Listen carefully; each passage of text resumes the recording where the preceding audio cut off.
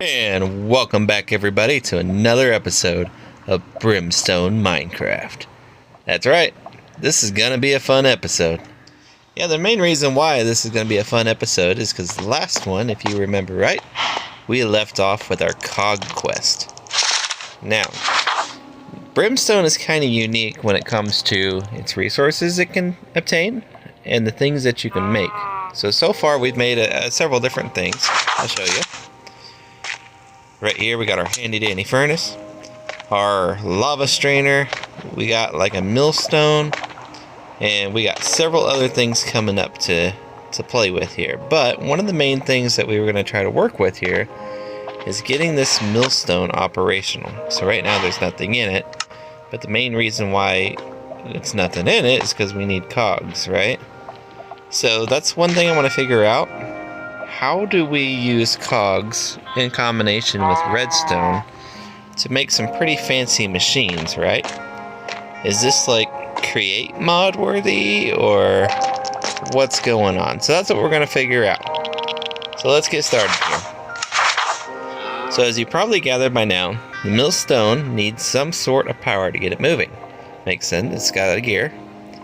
In the next couple of quests, you'll learn all about cogs and how to get them moving. Okay, so craft and place down a cog next to a millstone. So first off, let's find out how to make the cog. Okay, so here is the cog. It takes a little bit of iron, a little bit of blackstone, basalt. We're gonna go ahead and just make one fancy dancy little cog here. And place it down. Ta-da! Another cog in the mill. I like how this is looking already. Alright, so we get a couple more iron ingots, a little bit of basalt. Place a hand crank on top of the cog and give it a punch to make it spin. Yeah, if only life was like that. Okay, so craft and place down a hand crank on top of the cog. So let's see how we can do the hand crank. Okay, so the hand crank takes sticks, a log, or a plank rather, and 2 cobblestone, and here we go. We got our hand crank. Now, it said in the quest that we put the hand crank on top. So let's see how we do this here. Oh, just like that, cranking it up a notch. Let's put our brand new millstone to work.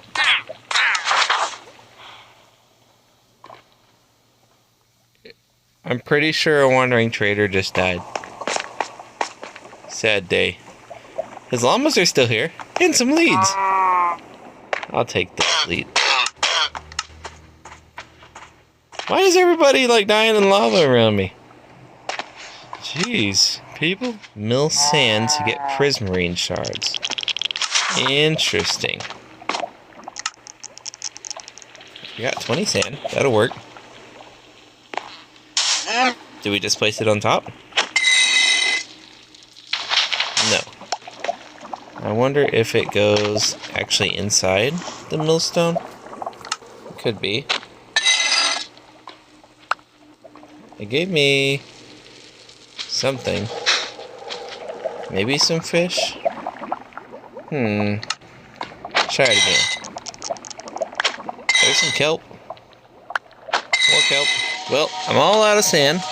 So far we ended up getting some lily pads, some kelp, ink sac, sponge, cactus, sea pickles, and maybe some fish, I don't know. But we did not get prismarine shards. The problem is, I don't remember how to make sand. Let's see, lava strainer? Well, that pops out dust. So I don't think it's that. I was crushing something. Oh, okay, I remember. So I need to strain lava in order to get gravel dust to make dirt to make sand. That makes perfect sense, doesn't it? Yes. So I have a concern. I put a hopper below my lava strainer, but it doesn't want to suck items out of it, which is kind of odd, right? Because you would think I got some items going in there into the chest, but nothing's really pulling from here. Uh-oh. So I wonder if there's a different way to maybe do this. So what if we take our basalt here, and we just kind of stack up the side, just like so. And then what if we take our little guy, which probably just went into the hopper, into the chest. Yep. We're gonna do that, and take that, move this. Lots of jimmying around here. There we go. What if we put our strainer here, add the mesh here, and if we pull the lava from this side, if it goes to give me the item, it may actually go into the hopper instead. So what we're going to do, if I can avoid getting into the lava, we're going to test that theory. So we have 3, 3, and 7. So we go ahead and strain. It threw it, but it didn't throw it down. So we grab our lava, and we strain it. Ah, okay, so that does work. So in terms of like automating this, so the hopper won't go underneath it to pull an item out. I bet you like a hopper minecart probably would. But for the time being, we're going to take our hopper and we're just going to kind of keep it right beside it. So anyway, let me set this up and I'll get a decent amount of stuff, clear out maybe this lava lake, and I will get back to you guys once I figure out what we can do. Okay, so I have strained a ton of lava out, at least for a good 10 minutes, 15 minutes or so. And I wanted to kind of show you guys the results of what the dust would be with the lava strainer. So as you can see here, we have granite dust. We have diorite dust. Those two seem to be, about the second most item that you can get from a lava strainer. The most being the stone dust. So I ended up getting, 3.5 pretty much stacks of stone. Something a little bit more common other than stone would be the gravel. I ended up getting 2.5 stacks of gravel pretty much. So be stone, gravel. Then it looks like maybe diorite and granite are tied. After that, we got dripstone dust. I got a decent amount of, a stack and 2. Tough would probably be after that. A little bit of andesite dust in there. Calcite. And deep slate. Probably the deep slate and the calcite would be the rarest dust so far obtained from the strainer. I don't know if there is... Oh, it's nighttime. It's nighttime. Run. There we go. Anyway. So I don't know if that's going to be the rarest stuff for everything that I'm going to get. But it does give us kind of a good idea of what we can work with. So the main thing right now is we want gravel. That way we can turn into dirt. That we can turn into sand. So that we can get some prismarine shards going on here, right? So we're just going to go ahead and take our gravel dust here. And I think it takes 4 of it in order to turn it into gravel. If I remember right. Yeah, so that gave me 43... gravel, which is a decent amount of stuff for what I'm working with here, which is perfectly fine. So I'm just going to go ahead and run this through the blender of doom, the crusher here. And once I get some dirt, I'll turn it into sand. Then I'll show you the results of the sand, okay? Because we're going to put the sand into the millstone, hopefully get some prismarine stuff. Okay, check this out. So this was really bothering me. So I ended up moving the millstone back 1 block so that hopefully the items would land like right between the hoppers on the top corner there. And so far, I've tried it a few times. I've not had any problems with it. So that's the key. So the millstone will kind of throw it right in the middle of the 2 hoppers in front of it. Anyway, so back to it. Alright, so time for the big reveal now. I put like close to 40 sand I think in there, just to kind of give us a good idea. It was 1 item per, so maybe not 40 sand, but I had a little extra. Maybe closer to 35 or so, but I did end up getting some prismarine crystals, which is pretty cool. I got a sea turtle egg, so that's nice. Some sea pickles, kelp, lily pads. I did get quite a bit of iron scrap, which I'm very happy about. So this seems like a decent way to at least get some type of iron going on a little bit. But the prismarine crystals, I think, is what we were after, right? To make a shard, I thought. Yeah, mill sand to get prismarine shards. So I thought maybe 4 crystals to make a shard, so we can take a look here and see. What do we have to do to get that bad boy?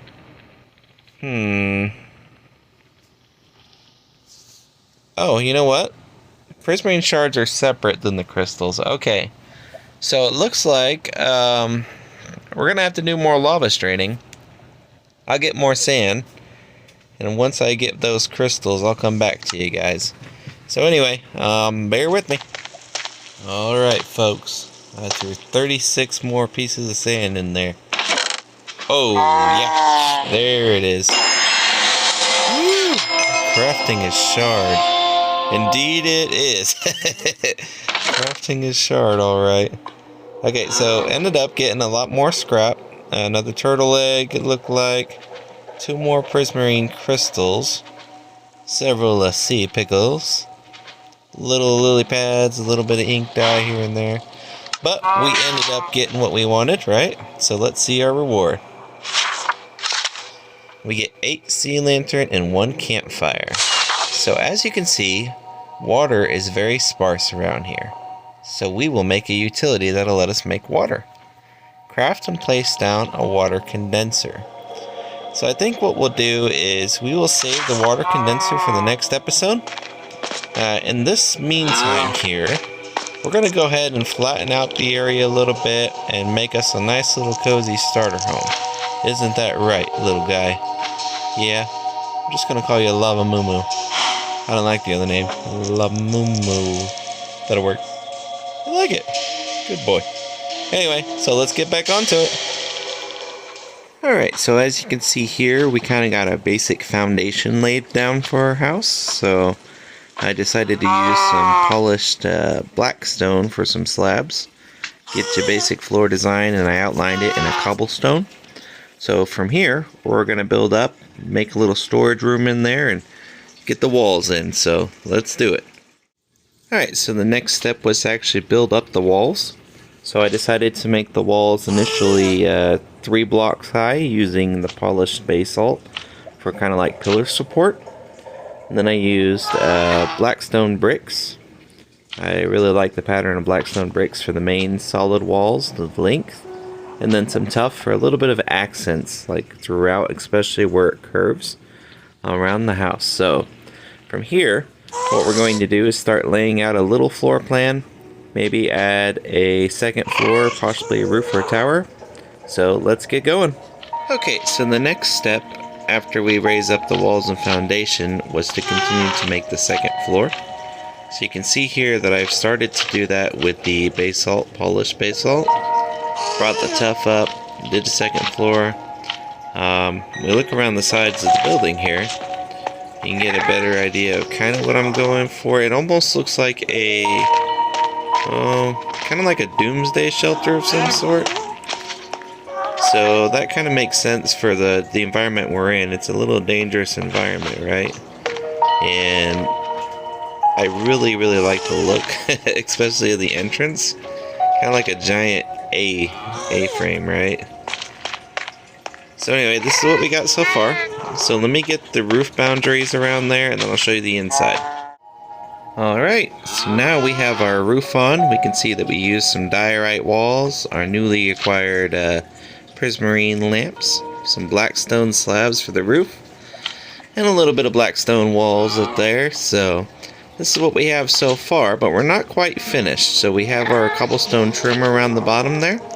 We're going to make it a lot prettier, make it stand out. We can add some color, perhaps using polished granite stairs or something different. So let's get on it. Alright, so we're not 100% done, but you can see what I mean about the border for sure. So we got the granite stairs going along the blackstone stairs at the bottom. What we have here in the back, in this part right here, Well, what that is, that's supposed to look like maybe a garage door of some sort. Maybe it's an emergency escape hatch that they can bring in different kinds of freight or goods. Maybe there was a truck here at one point that was able to deposit stuff right away into the little shelter. So this is what we have right now. It's not 100% finished. I still got to get around the front here, but we can definitely collect some material rather, and get that finished in the next episode here. So let me show you the inside. Okay, so we're stepping on into the house here. And what we have here is we have a mini storage area complete with painting. Yep.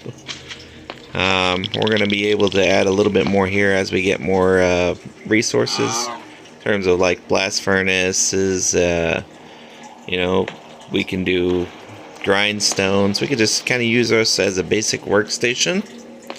As far as like chests and storage go, we kind of have like nature stuff as well as you know, mineral sources in the far chest. Random stuff that I managed to fish up, so we're thinking about like treasure goods. Down here are building materials. And then I got my dust. And then we got general use stuff that I might use on a frequent basis, such as food, tools, and the like. So as we wind up here, we have a little crawl space. We can add something in here at a later point, or maybe extend it down for a cave system. The top is not completely decorated yet. We have a center post holding up the roof, as well as a better view of our diorite walls supporting the side pillars. Temporarily, I had placed a bed here. I want to make a bedroom up here at one point or another, and to just do some final touches, maybe some furniture, possibly add some glass. But this is what we got so far, and I certainly hope that you enjoyed this episode with me. It's been pretty fun. We learned a lot about dust, mechanics, how to properly place the hoppers to collect some goods. Got our starter house nearly finished. We got a little bit more work to go. But you know what? Overall, I think pretty successful. So we'll catch you next time in the next episode of Brimstone Minecraft.